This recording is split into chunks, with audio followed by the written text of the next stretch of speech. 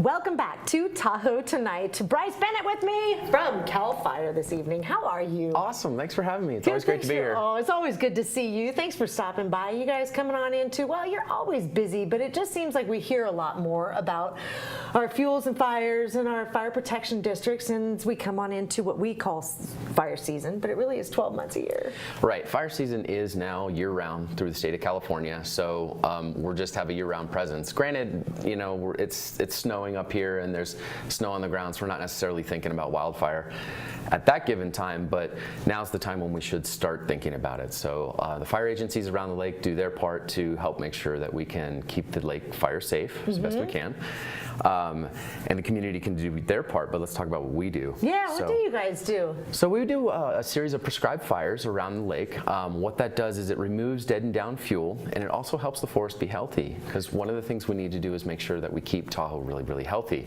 And we've learned throughout the course of the years that just letting it grow and do its thing and excluding fire actually makes it very unhealthy. So one of the things that we've done is we have a map that the Tahoe Fire and Fuels team updates continuously of all the different fire agencies doing prescribed fire around the lake. And there's associated phone numbers with those, so you can see which agency might be doing that burning. If you have a question, feel free to call them. We do consult the air resources to make sure that we're doing this in the best way we can so that the smoke management is the least impactful to people. But one of the things we want to remind you is a little bit of smoke now is a big difference compared to a lot of smoke later if we get a wildfire. I remember some of the late summer, like the Rim Fire, the American fire, right? That was another big one? What was the other big one? Rim Fire, and there was one other one that was just huge, but we were in smoke because it was near the Yosemite area for weeks. Actually, one of the fires was the Soberanes fire in Monterey. Yes, and the wind alignment, the natural wind, the regular wind direction carried the smoke all the way from Monterey and dropped it here in the basin where it hung out for about a week. Yeah. That was awful.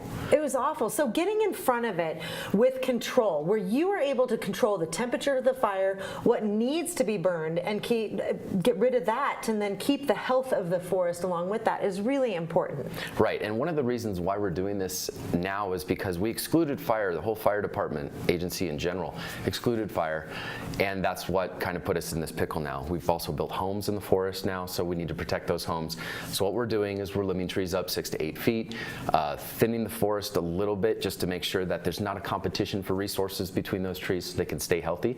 This is one of the reasons why Lake Tahoe has survived the bark beetle coming through on a 6-year drought. There are some small patches, but it's done very, very well. It's been very resilient, so we're going to keep going with this. Keep it healthy. What can we do? What can I do? You can be ready. Yes. So it's the time to start thinking about what we can do around our homes as far as defensible space. We want to make sure any of our winter wood piles that we might have stacked up against our house, it's time to move them away from the house. We don't want those there. We want to clear and limb up our trees 6 to 8 feet around our homes and remove any brush that might carry fire from the ground all the way up to the trees, because that's what we call the ladder fuel, and we really don't want that. Obviously, if you're doing any work and restoring your home or whatnot, use some materials that are non-combustible, you know, smarter roof, whether it's a composite shingle or a metal roof is very good, or tile. But also just keeping your house painted, believe it or not, is a really good thing for fire resistance. Interesting. Yeah. Great information. Where can people get more? You can get more at readyforwildfire.org. That'll show you a lot. Also, Living with Fire has the information and the links for the Tahoe Fire and Fuels team in that map I was talking about. Good to see you. Thank you so much, Bryce Bennett, stopping by the studio from CALFIRE. Thanks for all you do.